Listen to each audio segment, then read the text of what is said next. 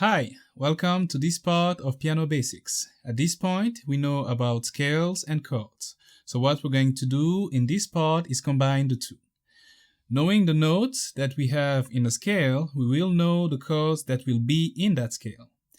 For this part, instead of giving you the formula and explain the logic behind it, I'm going to do the reverse and first explain how that formula came to be.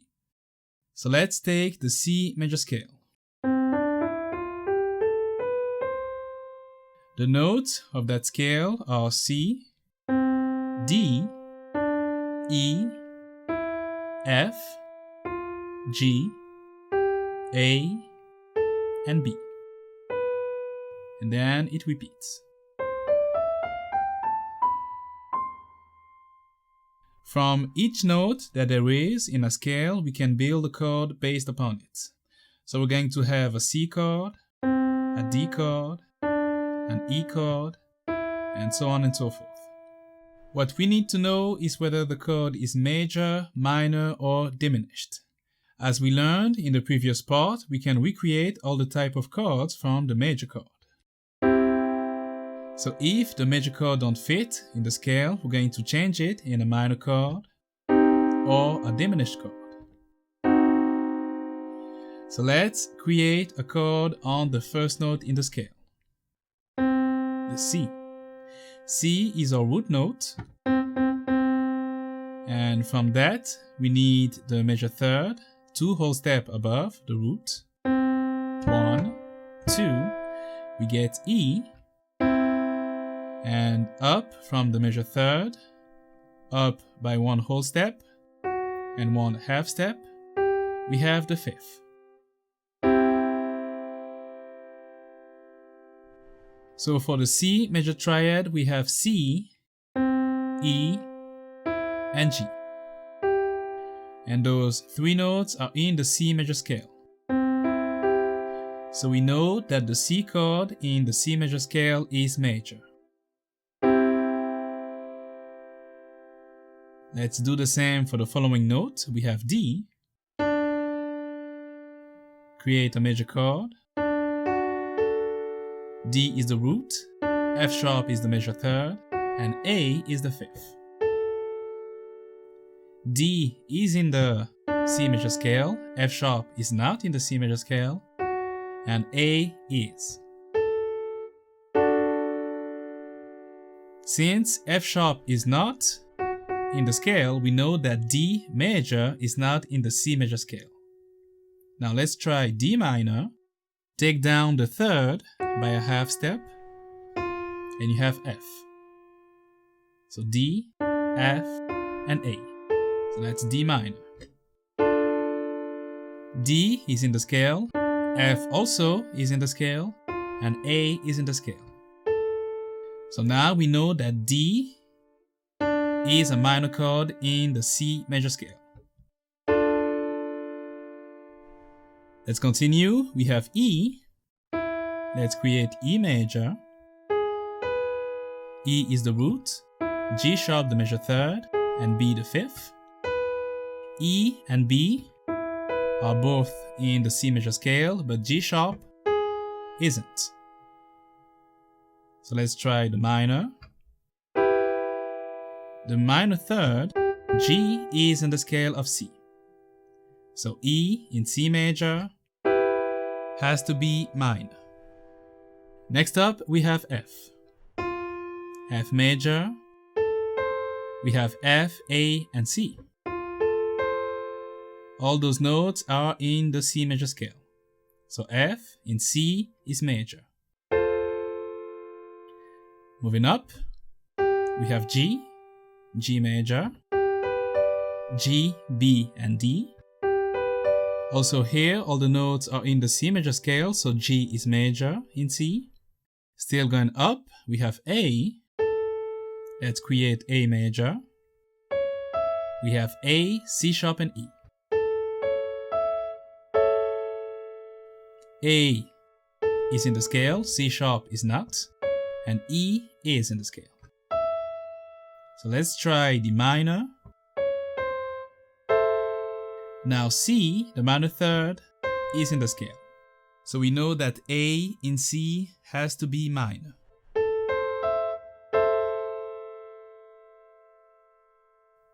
And then the last note, we have B. For B major, we have B, the root, D sharp, the major third, and F sharp, the fifth. B is in the scale, D sharp and F sharp are not. So we're going to try the minor. So that's B minor. B and D are in the scale, but F sharp isn't. So let's try the diminished. B, D, and F are all in the key of C. So B in C major has to be a diminished one. And remember, to play the diminished, take the major, take down the major third to create the minor, and then take down the fifth by one half step to create the diminished. And then next, we're back on C.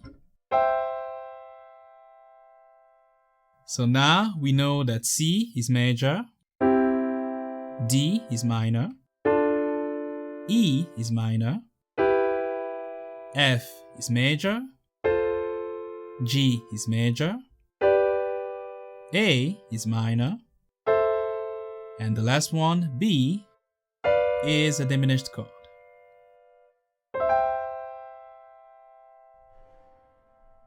So now I demonstrated the formula for the chords in the major scale.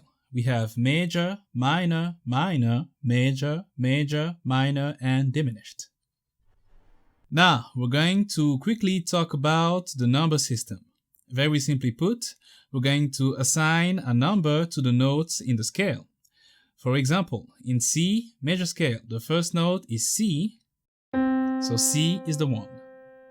Then we have D, the second note, so D is the 2, E is 3, F is 4, G is the 5, A 6, and B 7. 1, 2, 3, 4, 5, 6, 7. And then the next one is not 8, it's still C, so let's call it 1. 1, 2, 3, 4, 5, 6, 7, and 1 again. Simple as that. Now, why the number system is used in music? It's because it makes our lives much more easier. If I go back to my chord formula in the major scale, now I can say that in any major scale, the 1 chord is major, the 2 chord is minor, the 3 chord is also minor, the 4 chord is major, the 5 chord is major, the 6 chord is minor, and the 7 chord is diminished.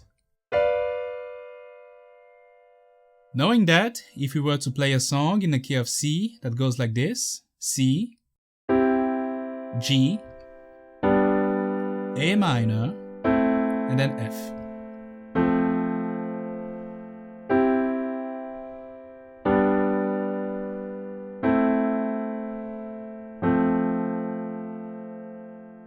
I can say, using the number system, that I played C, the 1, then G, that's the 5, 1, 2, 3, 4, 5,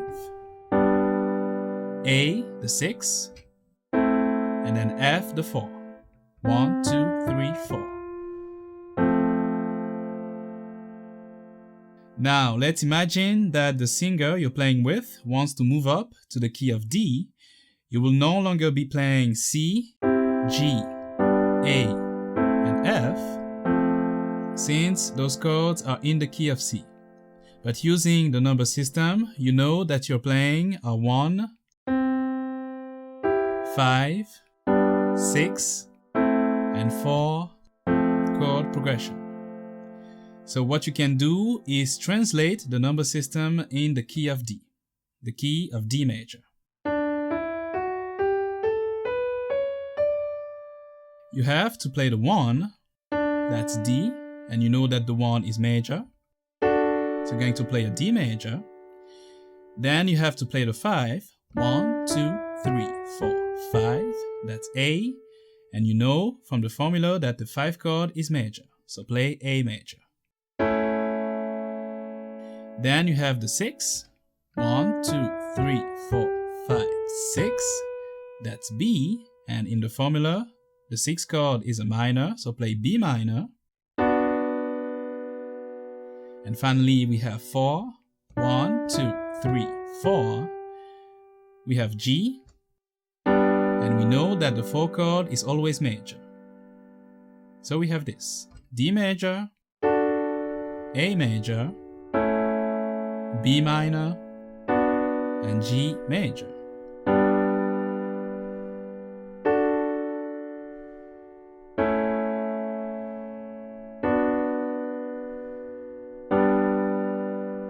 And that is why the number system is so useful. It frees us from using chord names while still conveying the same information. You will also see in the song that you will learn what's called inversions of chord. An inversion is a way to play the same chord in different ways. For example, the notes that compose the C major chord are C, E, and G. But you can play the same notes, so play the same chord in a different way.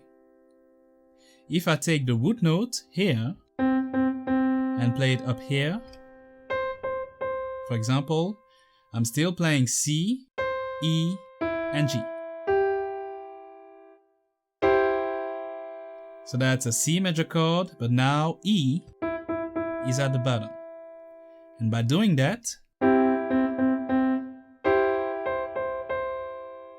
we created the C first inversion, C major first inversion. Let's do it again and take E up here, and play this. Now we're playing G, C, and E. And that position is the C major second inversion. But if we do it again one more time, so taking G up, we have now C, E, and G. And we're back to the regular position.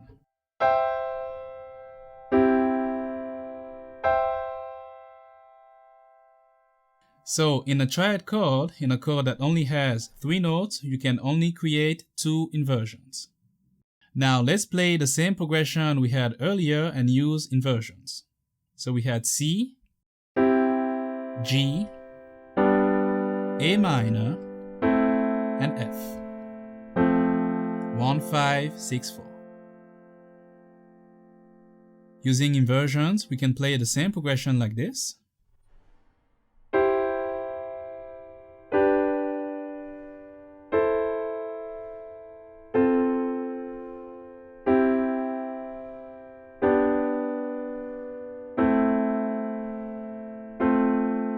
So that's the exact same chord progression, but just by adding inversions to my playing, it felt like something completely different and more sophisticated.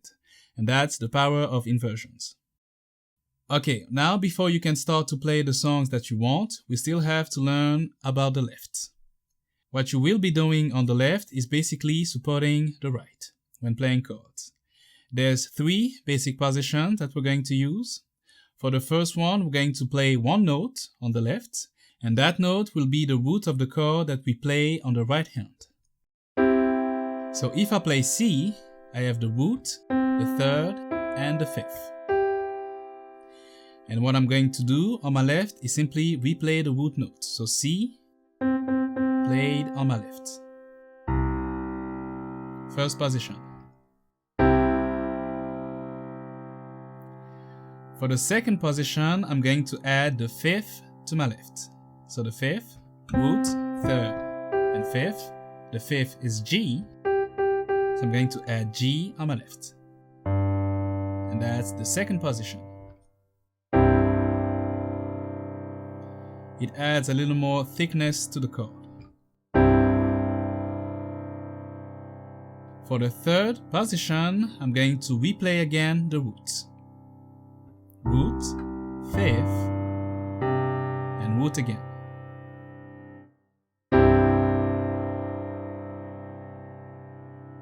That's the position you're going to use if you want to play with more power. You're playing a lot of notes using that position, so the chord is heavier. Other example for that, let's play F major. The first position, I'm going to play the root. Second position, root and fifth. And the third, root, fifth, and root again.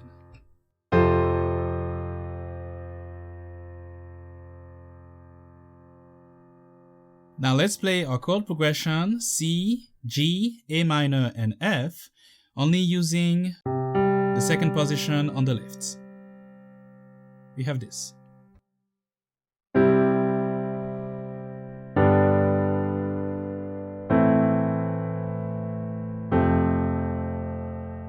Now let's go a little bit heavier and play the third position.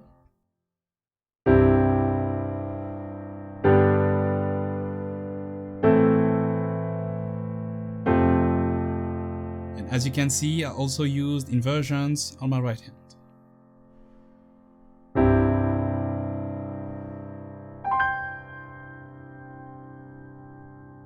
And now you're finally ready to play. You have all you need to practice and learn songs. You can check out my YouTube channel or go to my website and tap free tutorial in the search bar, and you'll get several tutorials to learn from so you can improve your knowledge and your playing. The PDFs for the series can be downloaded for free as well. I'll leave a link in the description for you. As always, thank you for watching the series so far and happy practicing.